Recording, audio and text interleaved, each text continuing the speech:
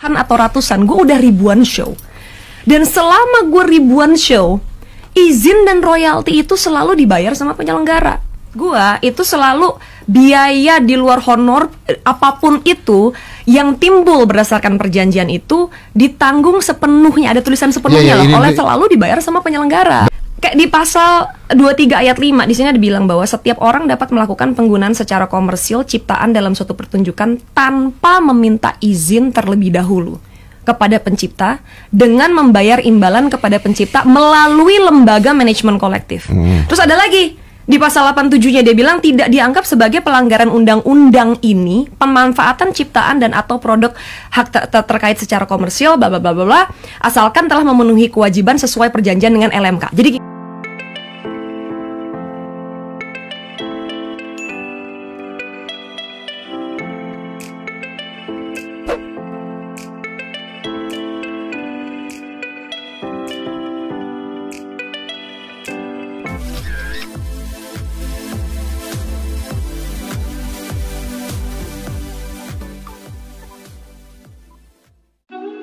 Halo teman-teman, balik lagi bersama saya di Loise C. Reaction. Baru-baru ini berita viral perseteruan Ahmad Dhani versus Agnes Mo terkait isu royalti dan hak cipta. Dan di video kali ini kita akan mendengarkan klarifikasi dari Agnes Monica atau Agnes Mo saat mendatangi podcastnya Deddy Corbuzier. Oke, tanpa berlama-lama lagi kita langsung saja saksikan berikut ini videonya. Disclaimer dulu nih. Satu, gue nggak pengen ini jadi penyanyi lawan pencipta, cause it's not about that. You know, one, I am a singer and I'm also a songwriter. Lagu Karena Ku Sanggup, segala macam ya kan, Overdose, gue karang bareng sama Chris Brown, Coke Bottle, bla bla. So kaki gue tuh di dua-duanya penyanyi pencipta lagu. Gue tahu undang-undangnya karena biar gimana Dad, I've been a singer since I was 6 years old. Jadi gue udah ribuan show, bukan cuman puluhan atau ratusan, gue udah ribuan show. Dan selama gue ribuan show, izin dan royalti itu selalu dibayar sama penyelenggara. Jadi pada akhirnya gue baca dulu, kenapa? Karena gue gak mau so pinter, gue juga pengen belajar juga masalah ini. Di dalam undang-undangnya itu, ini makanya kenapa ada. Oh iya dong, harus dong, ya kan? Karena gue gak mau debat kusir ntar.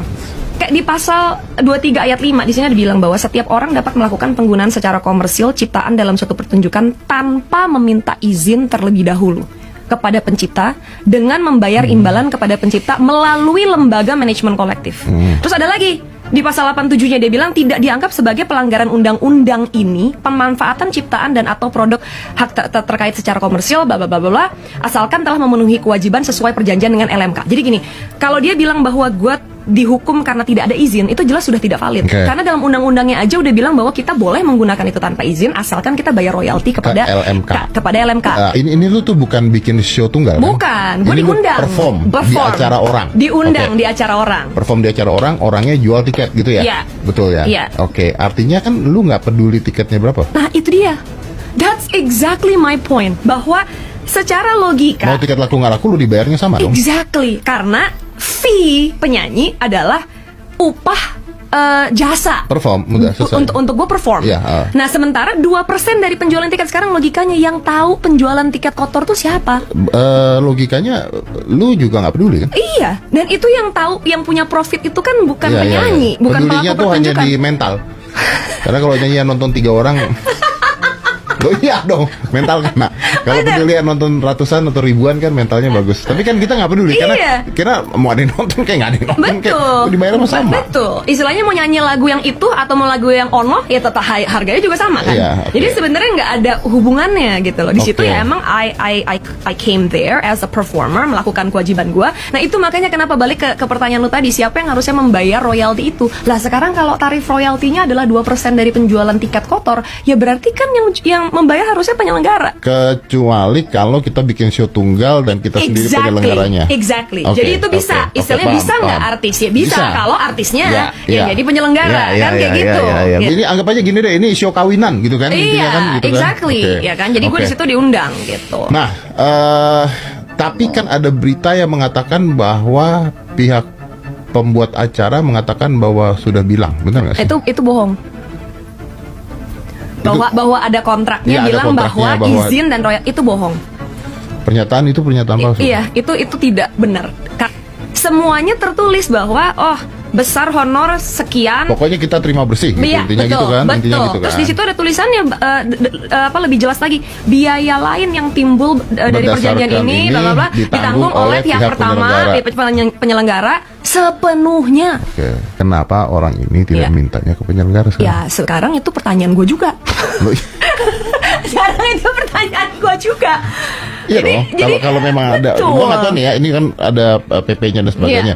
Kalau menurut lu tadi, gue anggap lu benar, berarti harusnya gue sebagai pencipta lagu tersebut, gue harusnya akan menuntut pihak penyelenggara, gitu nggak sih? Aduh, kamu pintar sekali. Oke, thank you. Beres. Thank you, beres. Dah, selesai. Ternyata.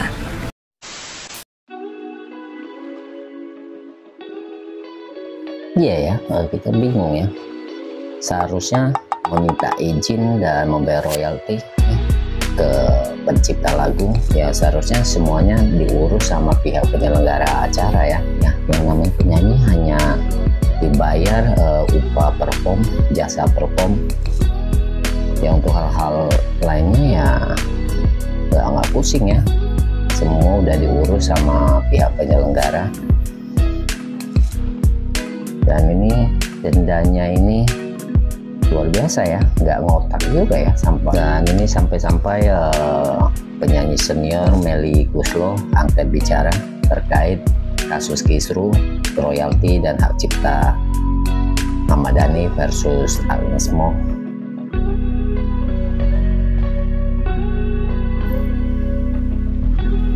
Sampai Melly Goeslaw juga pertanyaannya heran kenapa Agnes Mo didenda royalti 1,5 miliar. Ini sampai Melly Goeslaw nggak setuju ya, Agnes Mo didenda 1,5 miliar.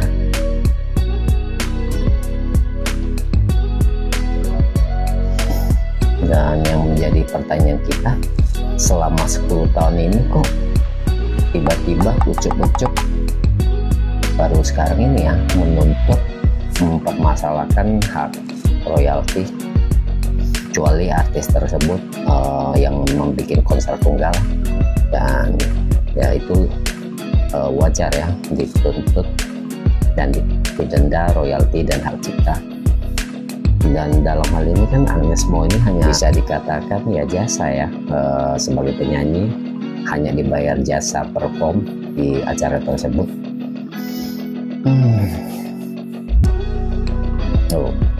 Saya jadi terheran-heran ya sama Mas Ahmad Dhani ini. Oke, teman-teman, gimana menurut tanggapan kalian? Oke, teman-teman, mungkin cukup sampai di sini dulu video kali ini, dan terima kasih sudah menonton. Sampai jumpa lagi di video-video terbaru lainnya di Loise C. Reaction. Oke, akhir kata, see you next video. Bye bye.